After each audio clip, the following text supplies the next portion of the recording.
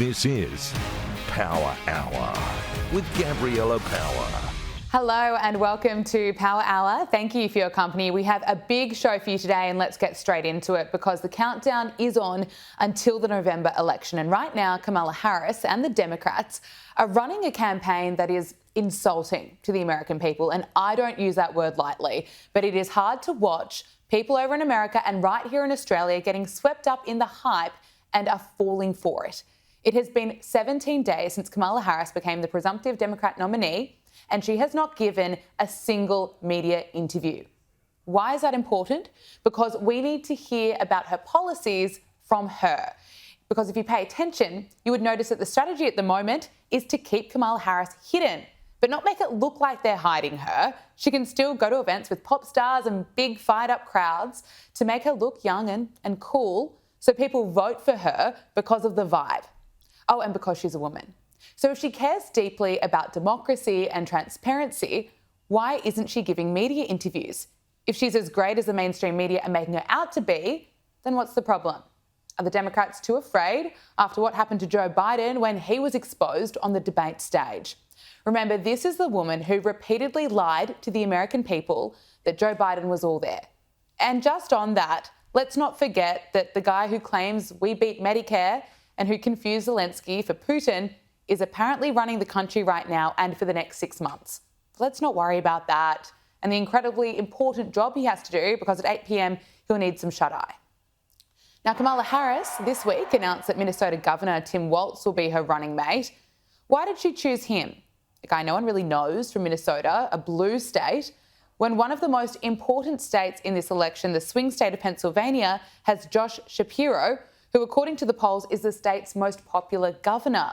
So it seems like that would have been an obvious choice.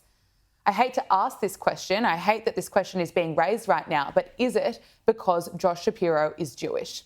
Some say that it is, or because there might have been just too much backlash because Josh Shapiro is a supporter of Israel. If that is the case, what does that say about Kamala Harris? Now, as much as the left is excited by the fact we have a black woman running and a white male as her running mate, don't fall for it. Kamala Harris has spent the last couple of years lying about Joe Biden. She's not an honest leader, and her campaign strategy is designed to fool you. Well, let's take a look at Tim Walz, who he is and what he stands for.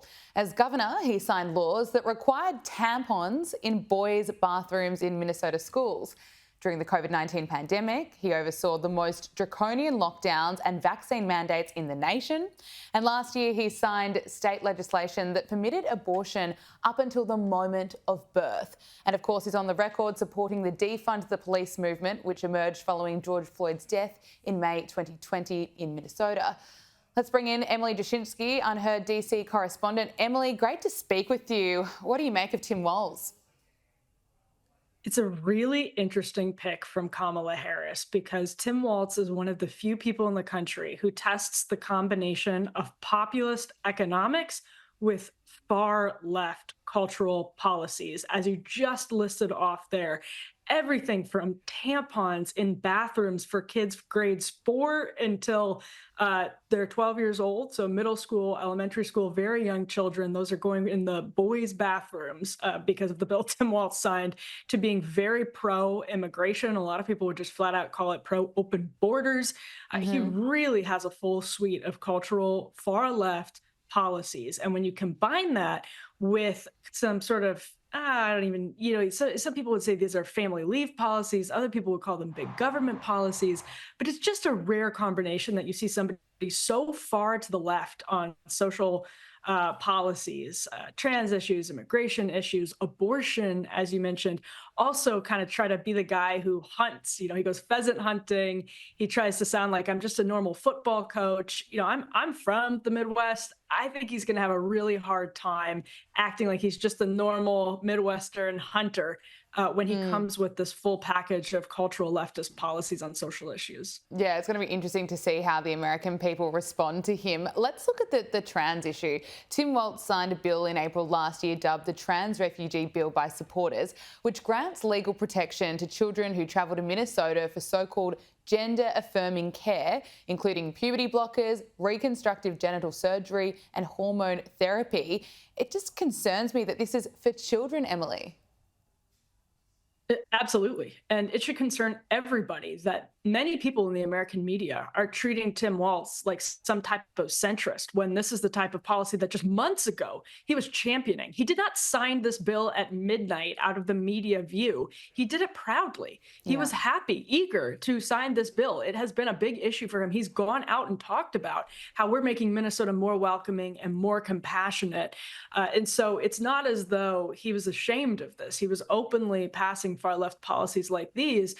In fact, actually to pit himself against Republican governors like Kristi Noem in the neighboring state right next door to his. So it's a huge problem because now Kamala Harris, everywhere she goes, is going to be asked if she supports policies like this for minors, for children. And she's going to have to answer that question. There's no way to get around it. Even if she, doesn't talk to the press, at some point she's going to have to. And that creates a real problem for her. And why isn't she talking to the press? That's a great question. Yeah, I would imagine. The answer.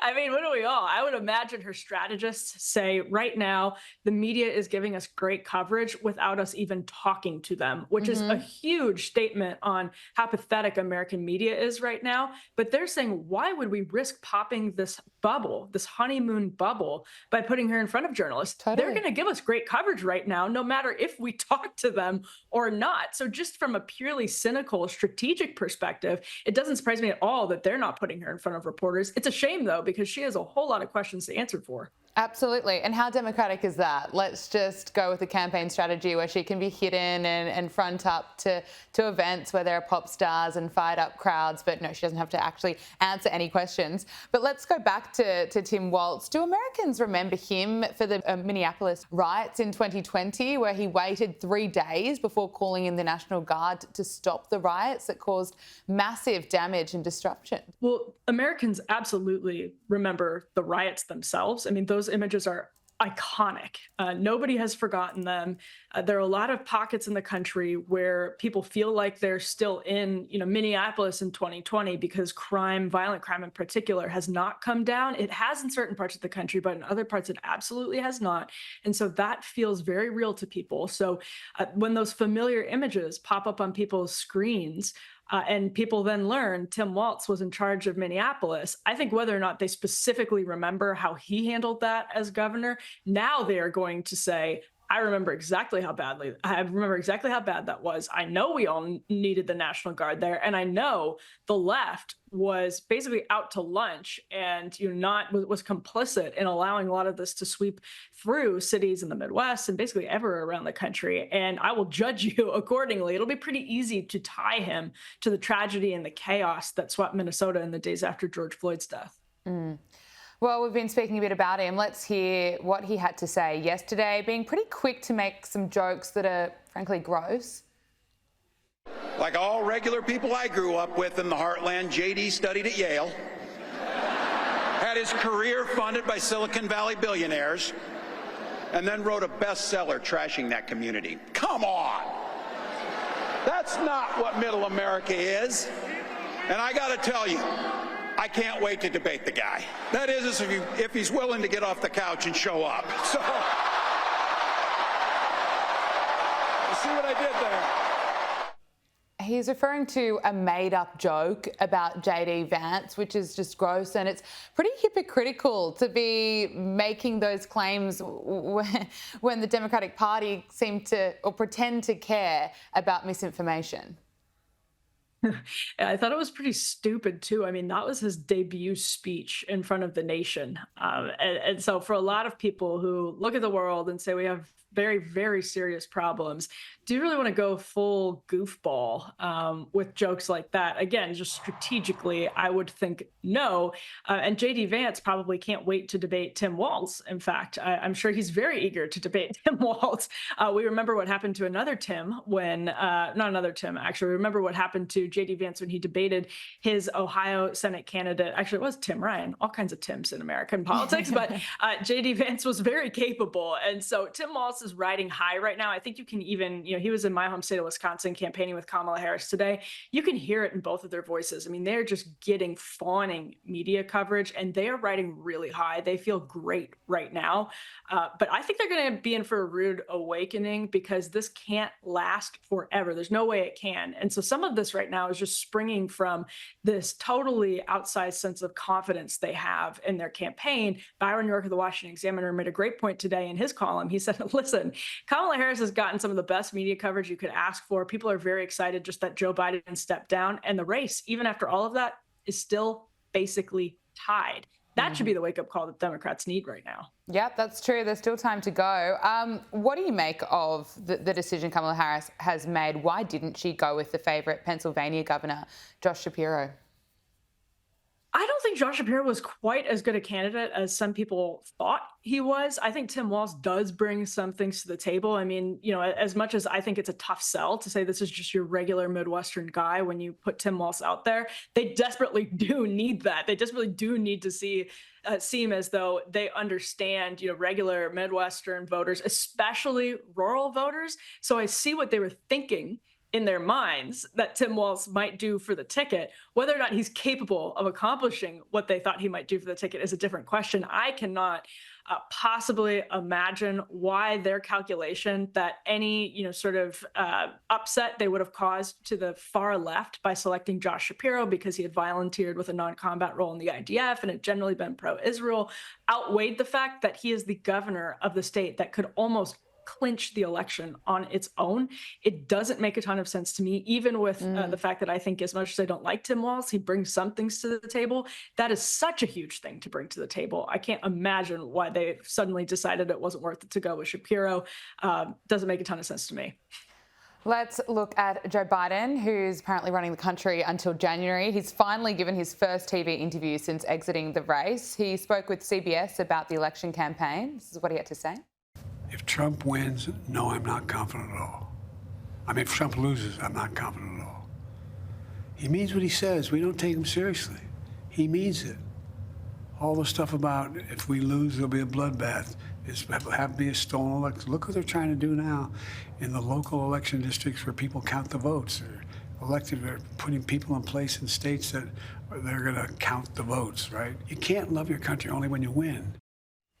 Still making errors, still Joe Biden. It's hard to watch. I can't get over the fact that we're not talking about every single day how this man is still the president of the United States and stepped down from the ticket, gave it to Kamala Harris, and did not concede that by doing so, in a sense, he was also conceding he should not any longer be president of the United States. Had a horrible debate performance that made everybody realize finally that there was a media cover-up, that there was a cover-up by prominent Democrats in the country.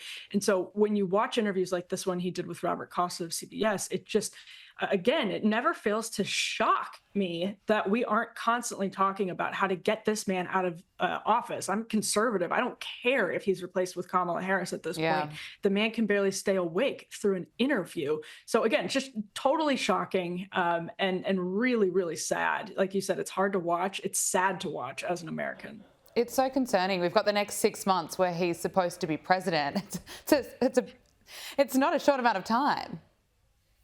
No, and it's a constitutional crisis every single day until he steps down because we know that he isn't capable.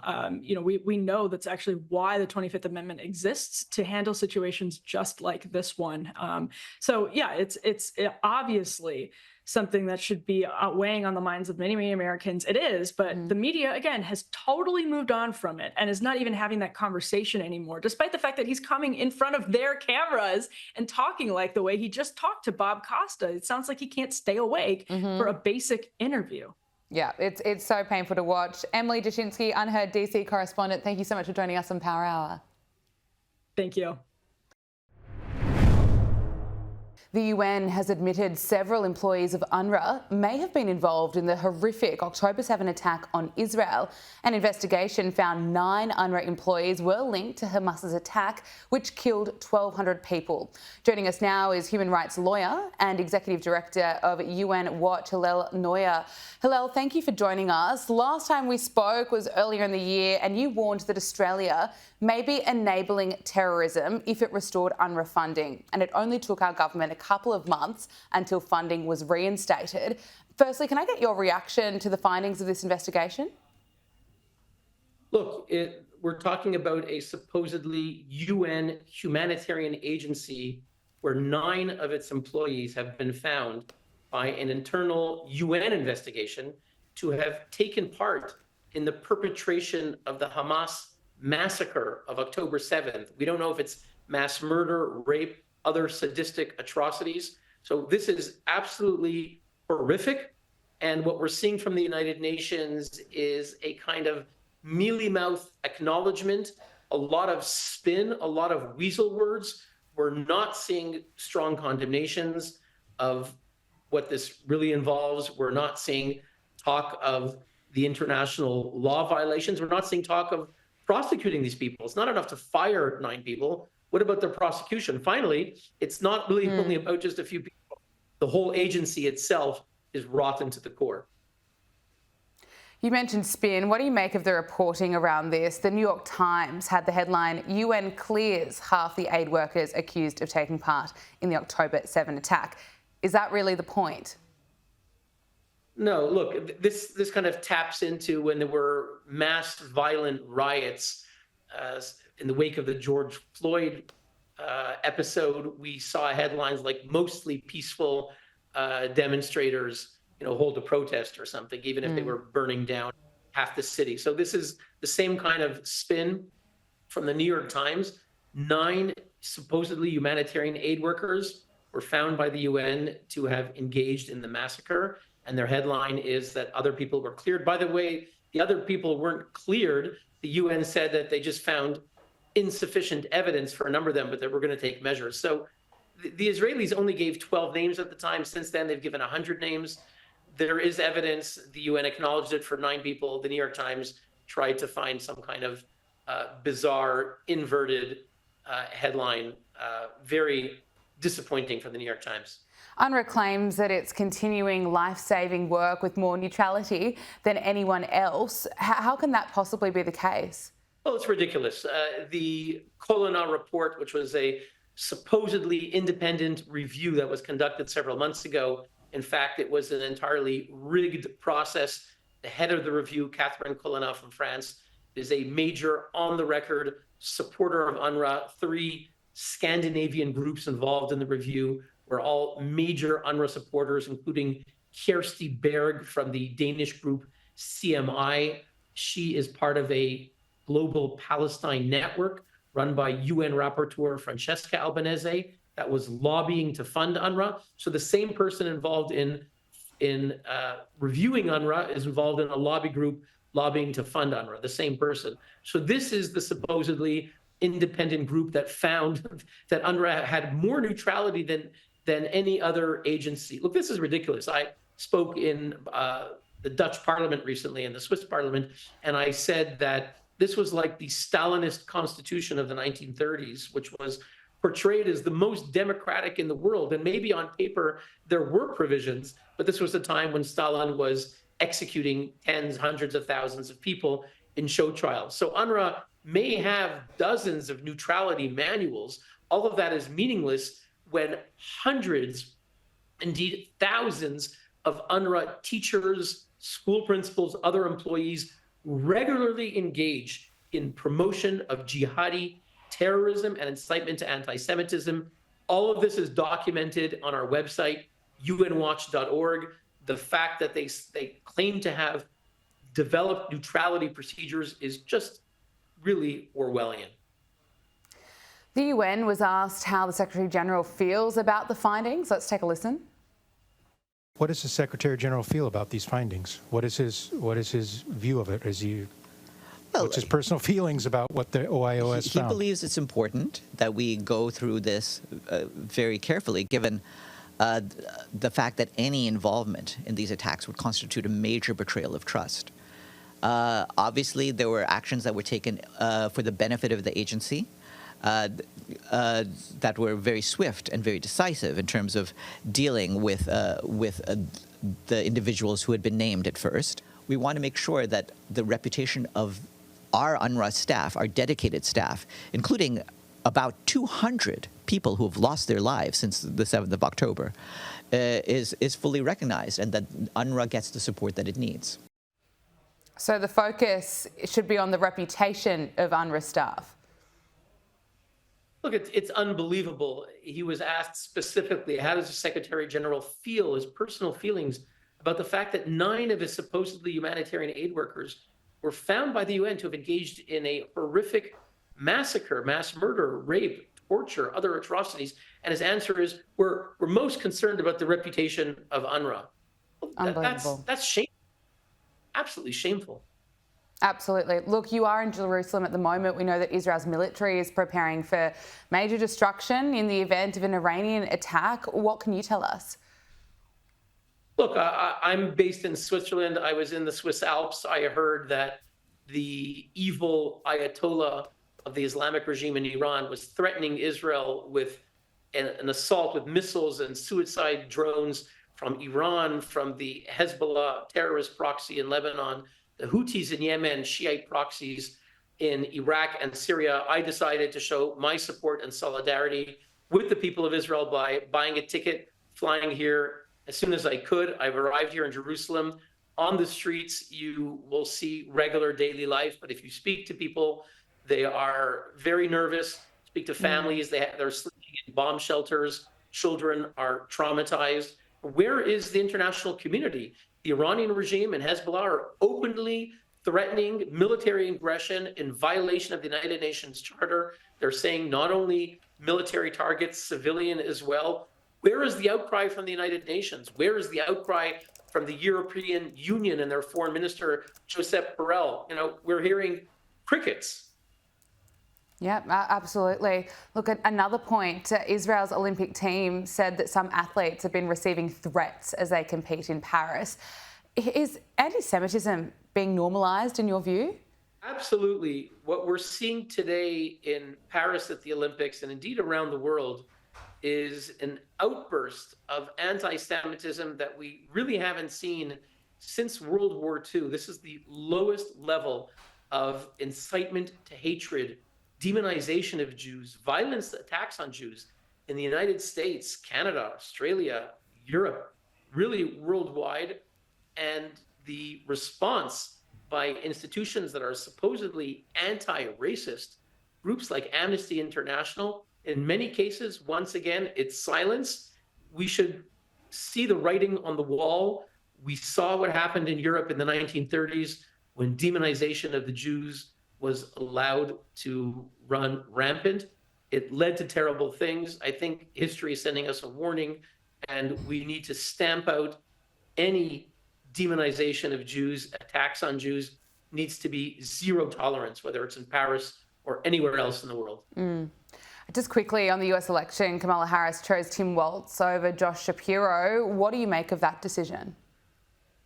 Look, a little over 2 decades ago, the Democratic Party ran Senator Joe Lieberman as their vice president. This was an openly identifying, observant Jew, an Orthodox Jew, and it was quite welcome across certainly the Democratic Party and the United States. People welcomed having a man of faith, and he actually got the majority of the votes. It didn't get the Electoral College, but so America was ready back in the late 90s to elect a Jewish vice president, to vote for a Jewish vice president.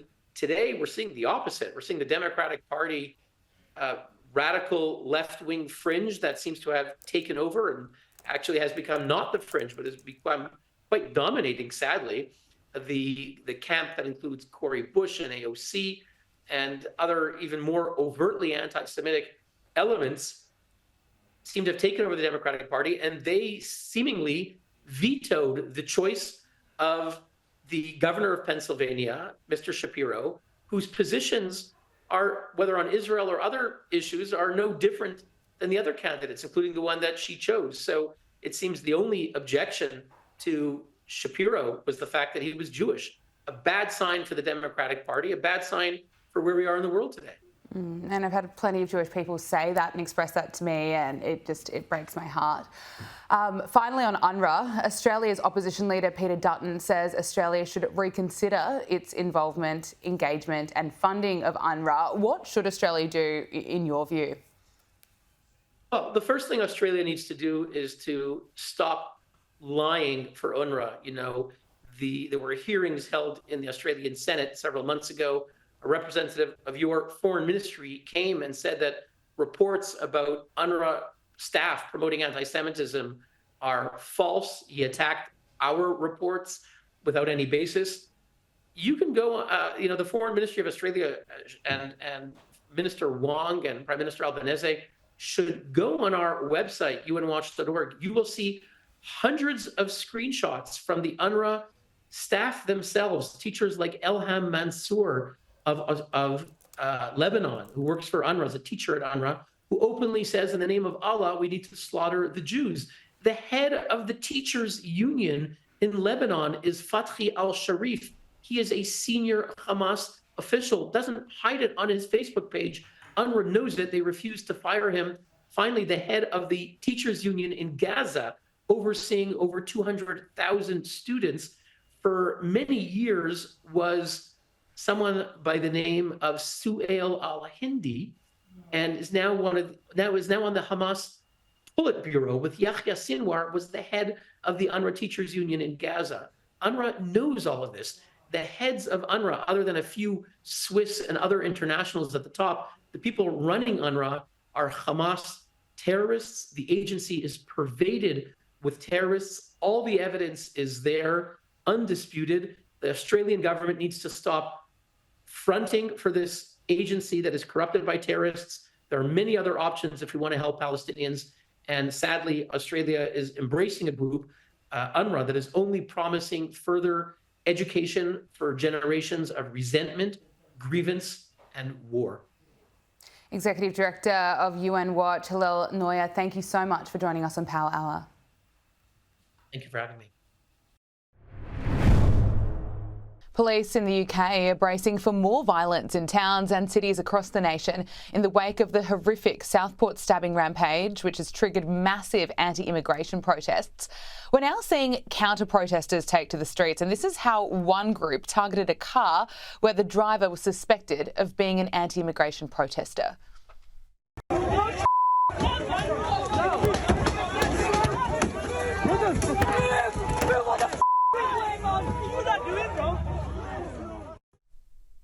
Let's bring in geopolitics and finance expert Roger G-Rob. Roger, thank you for joining us on Power Hour. You're in London at the moment. Are you okay? What's your experience been like? Yes, well, I mean, it's breaking out all over the country. If you're near it, it's very frightening. If you're not, you're not really aware of it. It's shifting between different kinds of groups. And we do have what they're calling this two-tier policing. So the Asian mobs that have masks and some have weapons seem to be having a bit more freedom of movement than the ordinary white Brit groups that they're calling far-right thugs. But it's a lot of name calling, and it's all very confusing and all very frightening. It's kind of like the riots we had in 2011, but very different in a number of ways as well. A new YouGov poll reveals that 1 in 3 Brits support the current protests to some degree, but only 7% support the escalation of these protests into violence. The riots are, of course, deplorable, but do they reflect widespread frustration with the uncontrolled migration? I think it's more than that, Gabriella. I think it's really the underlying cause is 14 years of the Tory elite, the posh boys, if you will, that really didn't take their electorate seriously, didn't really listen to them, failed on all of their promises, gaslit everybody during that process to how well they were doing, how hard they were working for us, and what great results they were getting when any fool could see that they weren't delivering what they had promised and that the country was going to the dogs. And when that was followed by 3 weeks of labor, pretty much showing that it's not going to be much different, in fact, probably worse, by also going off on a really serious left-wing woke rant about free speech and showing a very open door policy to unlimited immigration. That's where the immigration comes into it. I just think your average British bloke said enough is enough. You know, I love this country because it's so tolerant. We have the greatest eccentrics in the world here.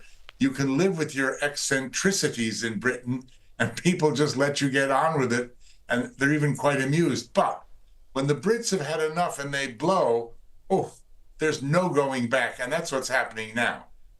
I'm also hearing reports of people choosing to leave London at the moment. We'll wait and see what happens. But let's take a look at some counter-protesters that have been filmed. This person was filmed appearing to be carrying a knife. The activist I spoke to has been able to access one of the far-right Telegram groups, and he saw on that a suggestion that there might be a far-right protest in this part of Birmingham around this time. Roger, it's just terrifying. And that picture, that video, which has gone viral, almost every time it appears carries the caption that the police were not far away and did nothing about it. This is the two-tier policing that they're complaining about. I mean, can you imagine somebody standing around with a weapon like that and a policeman seeing it and not doing something? Now, if that had been a white Brit in a T-shirt and a pair of jeans, he probably would have been clunked over the head and arrested. Keir Starmer chaired another emergency meeting and he vowed that those involved will feel the full force of the law. Here he is. Over 400 people now have been arrested, 100 are being charged, some in relation to online activity, and a number of them are already in court. And I'm now expecting substantive sentencing before the end of this week. But the message has to go to those who are involving themselves in this disorder, which is you're wrong, you shouldn't be doing it, and you will feel the full force of the law, as I hope we've been able to demonstrate with these swift prosecutions. Roger, what's your assessment of how the Prime Minister has been handling this? Very poorly, I think, is mine and the general assessment. I'd like to see a breakdown of the statistics of the 400 people who've been arrested, you know, just what camps they're actually in, because I think there's, as widely reported, a tremendous prejudice, as I say, against your average working class Brit who he's characterizing as a far-right thug. And as to immigrants and other people not of original British origin, I think they're being quite lenient. He's also starting to make noises that are very threatening about free speech, it seems. Certainly some laws have been passed that affect free speech as it was protected in universities. And I saw something this evening that you can actually be arrested if you pass on a video on the socials that they don't like. That if you pass on something that involves what's going on, that can be classed as a crime. They can knock on your door and arrest you, apparently. I don't have the details, but there was some allusion to that. And it's scary. It's very much like in Australia, where Albo made a speech the other day, really not dissimilar from Keir Starmer's, and it was followed by, I can't remember, one of his colleagues who said, unbelievably, like 1984, now, if you know anybody, you know, among your acquaintances who is talking and expressing extreme views, please call this national security hotline number. I mean, it was unbelievable. So both places are it looks like they're cramping down on free speech. Okay, I'll look into those reports that you're referring to. Let's talk about Nigel Farage, because he's had to ramp up his security after being blamed for the violent riots. Here he is. Personally, I have to say I'm pretty disgusted by comments made by people like Andy McDonald from the Labour Party, Anna Soubry, former Conservative MP, broadcasters like James O'Brien on LBC, calling these Farage's riots. People saying, actually, I've been orchestrating, organising, encouraging the riots. Well, nothing could be further from the truth. And because of that level of incitement to hatred against me, I've had to have a very significant change in my security situation over the course of the weekend. Roger, it is so concerning. Where do you see this going? I think there's two things involved with Nigel Farage, Gabriella. I mean, first of all, it's very convenient for his political opponents to be able to attack the success that the Reform Party is having with the electorate by conflating them with what's going on out in the streets. And because they are opposed to unlimited illegal immigration, claiming that they are the cause of these riots. Put the two and two together, you know, it's kind of like proving that you don't, you know, you don't beat your partner or whatever that old saw is. And then, of course, the other thing, there are a lot of people that don't like Nigel because he is very confrontational and controversial. And again, this is a good excuse to attack him for that. But I don't think many people can point to much direct evidence of anything that Nigel or Reform has done that have caused these riots, other than to be against, illegal immigration. But, so are most of the people in the streets, it would seem. I want to talk to you about the stock market, because stock markets and asset values are crashing around the world. You've written for skynews.com.au about the three entirely different and distinct factors that led to more than $100 billion worth of stock being wiped off the ASX in just a couple of days. What's your summary of what led to this? Yes, well, I mean, it was a kind of a triple witching thing, Gabriella. Three things actually happened. The one that really set it off, and the biggest, was in Japan. There have been a lot of explanations about this, containing a lot of economists' gobbledygook. Let me try to simplify it if I can. I mean, basically, the Japanese currency, the yen, has been very, very cheap for an incredibly long time. You could borrow it for next to nothing. In fact, Japanese interest rates were so low that they had negative interest, meaning that if you deposited money in a Japanese bank, you paid them to hold it for you. That's negative interest. So when you borrowed it, the interest rate was minuscule. It was almost nothing. Now, a lot of people, many trillions of dollars worth of people, or trillions of Aussie dollars or pounds sterling, whatever, borrowed yen in order to buy assets of every kind all over the planet, which is not the greatest investment strategy because you can't really hedge and protect yourself completely. So you're taking the risk. You're borrowing in one currency and you got to assets in another currency. And then, of course, what happened is called the Japanese yen carry trade. Those trillions and trillions upon trillions of dollars became exposed when Japan recently started to raise its interest rates. And that led to what are known as margin calls, where the bank or the other lender that made you the loan says, hey, Gabriella, we lent you 70% or 50%, like a mortgage, of the value of this thing, but now we're lending more than that because with the extra interest you've got to pay, the overall loan is more expensive, so please give us some cash. Now, what happens when there are margin calls is usually a whole lot of lenders say, well, to hell with this, and they dump the assets and pay off the loan immediately. That's what happened, and there was a giant sell-off, and Japan suffered the worst fall in 37 years.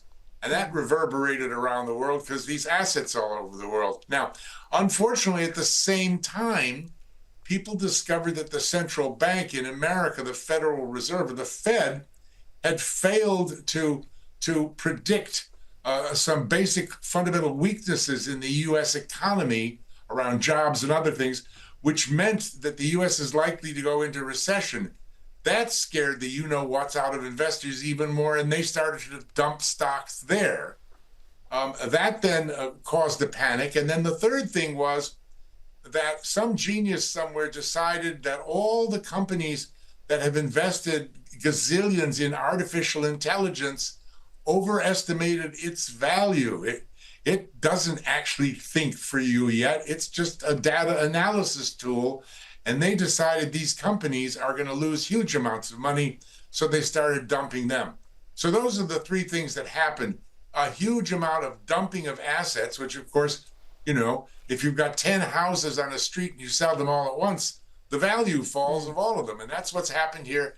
That's what caused the crash. I predict it will reverse itself pretty quickly, and, we'll be back in calm waters. Okay, well, let's talk about the US election. Kamala Harris has selected her running mate, Minnesota Governor Tim Walz. He's been described as being further to the left than Kamala Harris. What do you make of her choice?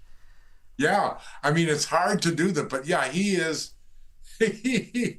She's doubled down. I mean, it's a joke. I mean, I don't know how anybody could vote for Kamala. She was everybody's last choice. Nobody would endorse her until 5 minutes ago. She has an abysmal track record. She doesn't speak very well. I'm not sure her thinking process is all that good. She's nice to look at and she's funny sometimes. But, she's not presidential, and she's so left. And the things that she's done are so left and so woke and so exactly what America does not need right now.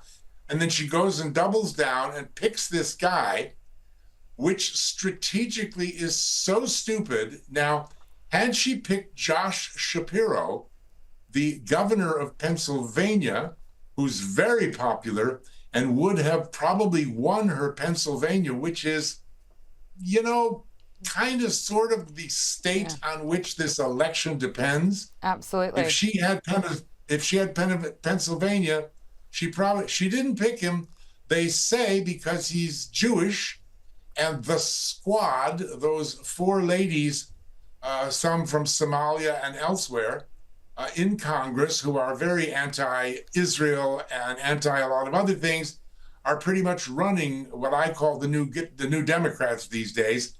And they said, no Josh, no Jew. And so she picked him. And I think she's probably lost the election as a result of picking somebody so far left with a track record of his own, which is probably not even as good as hers, which isn't very good. And at the moment, Kamala Harris is just refusing to give interviews. Meanwhile, Elon Musk is set to interview Donald Trump on Monday. What can we expect from that?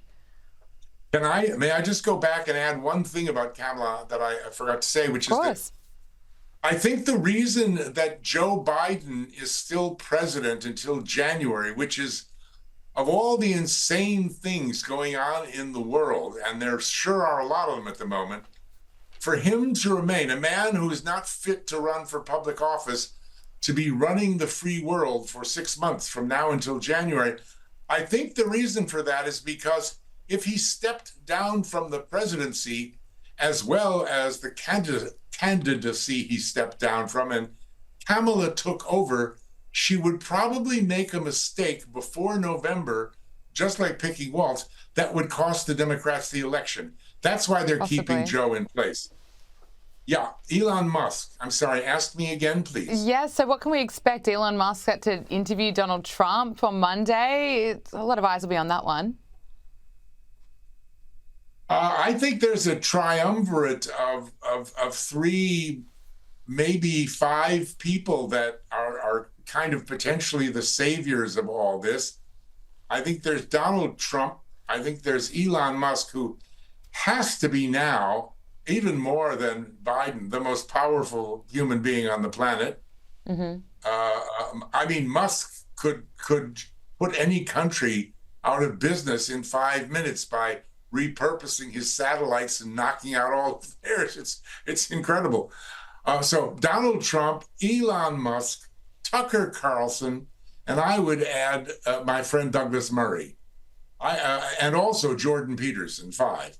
I think those people can bring some sense and reason to the world, and I think that's what they're doing. I think the debate between Musk and Trump on Monday will be something very special to watch, and probably very exciting and rather exciting and inspiring. I think that Elon is getting a lot of flack at the moment because he's taken on the president of Venezuela, hasn't he? And now he's taken on the brand new prime minister of Britain, and Starmer and the Labour Party don't like that at all. But he's in a position to do so. He's also pretty right in the things that he's saying.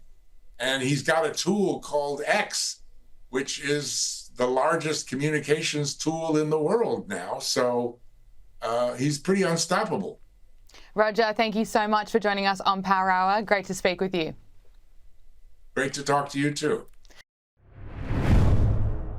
Prince Harry and Meghan Markle have sat down for their first joint interview since Oprah Winfrey, but the new CBS sit-down has polarised royal watchers. Riley Sullivan is a reporter here at skynews.com.au and he joins us in the studio. Riley, great to speak with you. Great to be back. Okay, so on Sunday, Harry and Meghan conducted their first joint interviews since the infamous Oprah Winfrey sit-down. What did they have to say this time? Right, well, Sunday was a big day in the Sussex household. First and foremost, it was Meghan's birthday. The Duchess of Sussex turned 43. And also the CBS station aired a pre-recorded interview with Harry and Meghan. As you said, it was the first time that they've sat down together on camera since the Oprah Winfrey interview now. And it was a little bit of a different vibe. You know, it was quite a short interview. It was only 10 minutes. And ostensibly, the point of the sit-down was really to emphasise a new initiative by the Archwell Foundation about online safety. And Meghan did hint a little bit about some of her experience, you know, with online abuse, and she hinted at her trauma in the royal family. The reaction to the interview has been mixed. You know, some people see it as quite refreshing that, you know, versus 3 years ago, the Sussexes were sitting with Oprah and very much complaining. Now it seems like they're at least, you know, appearing to do something constructive with their platform. But as usual, there still was that little bit of a kind of poor me tone to it. And I think that people were very quick to pick up on that. Always. It seems like they can't give an interview without giving a bit of that, the poor me sentiment, I guess. Look, Eric Trump has called the Duke and Duchess of Sussex spoiled apples and suggested his father, Donald Trump, would be happy to send them back to the UK if he's re-elected in November. Let's take a listen. What I can tell you is my father had so much respect for the Queen, as did I. My mom knew so many of them for years. I think you probably know that. Had a great relationship with Diana and everyone else. And, you know, that's a very sacred kind of institution. And you can happily have those two back. We'll happily send them back from America. You can have them back over here. But I'm not sure if you guys want them any more than we might not want them anymore. They feel like they're on a little bit of an island of their own. But listen, you can always have bad actors in anything. You can always have, you know, spoiled apples and in every orchard, but the institution of the royal family is beautiful, and it's something that's really actually admired by a lot of Americans, and I think that should be protected. He makes a good point. Not many people in the UK really want Harry and Meghan back, but they might be getting booted out of California if Donald Trump gets in. I think that's a really interesting insight. And, you know, I appreciate Eric Trump in the sense that he did pay tribute to, obviously, the late Queen Elizabeth and King Charles, and he emphasised that, you know, forever, you know, wherever you kind of sit in terms of politics, you know, Donald Trump and his family do have a deep respect for the monarchy, and you know, at the same time, they're not really fans of Harry and Meghan. So an interesting update. I'm sure that, you know, with this presidential race is already going to be so consequential, but certainly it will be for Harry and Meghan in particular. Absolutely.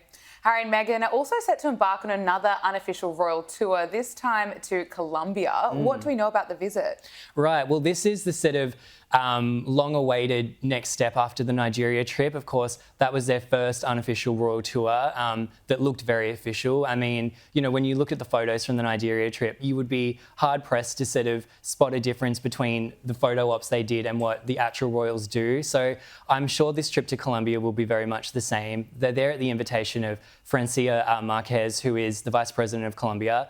Once again, this is an example of the Sussexes using their personal relationships with some very high-profile people to sort of broker these trips. There isn't a lot of detail at the moment about exactly when they'll be heading to Colombia, but we know that they will be in the capital, Bogota, and likely Cali as well. So I'm sure this will look a lot like the Nigeria trip, and it's just another opportunity for the Sussexes to spread their particular brand of royal fever around the world. Okay, and finally, Prince Harry did another interview recently for the documentary Tabloids on Trial. This is about the British newspaper phone hacking scandal. What did he have to say? Right, well, this Tabloids on Trial documentary, Harry sat down for this a few months ago. Of course, this is really a major focus of his life. As we've often discussed on this show, he has poured millions of dollars into legal battles in the UK, trying to hold, you know, British tabloid newspapers accountable for allegedly invading his privacy. And of course, the most famous example of that was the phone hacking case. Allegedly, you know, within the palace, there's frustration from Prince William. He's really sick of not only Harry's attitude towards the press, but also in particular the fact that he's brought up Princess Diana in this documentary. Harry's speculated in the sit-down that perhaps Diana was also the victim of phone hacking. And from William's point of view, you know, he's really sick of this because this is a recurring theme now for Harry when he's in court and also talking to the media, trying to drum up sympathy. He's drawing parallels between his life and Meghan's life with Princess Diana's life. And I think it's kind of apples and oranges. Like, to borrow a phrase from Eric Trump, you know, I don't think it's necessarily fair to compare what they've been through to Princess Diana. And you can understand from Will's point of view, he's like, look, you know, this is our mother. Can you stop bringing her up for your own sort of personal publicity? Yeah, no, absolutely. Well said. Riley Sullivan, thank you so much for joining us on Power Hour. Great to see you. Appreciate it. And that is Power Hour. Thank you for your company. We'll see you next week. Make sure you subscribe to Sky News Australia on YouTube.